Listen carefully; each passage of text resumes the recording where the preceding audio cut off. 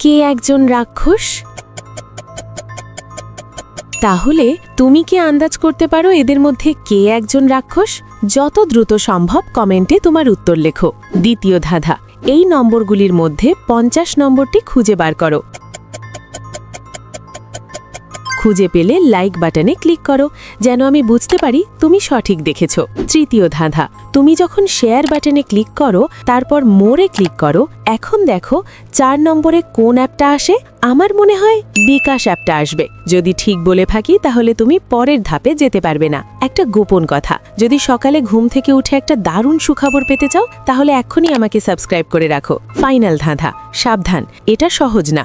তোমার ফোনের কিবোর্ড থেকে এই ইমোজিটি খুঁজে বার করো। তুমি কি খুঁজে পেয়েছো? আচ্ছা, ছেলে বা মেয়েটি রাক্ষস এমন কোনো ইঙ্গিত নেই, কিন্তু দাদুর পা একটি দানবের পায়ের মতো, সেই রাক্ষস।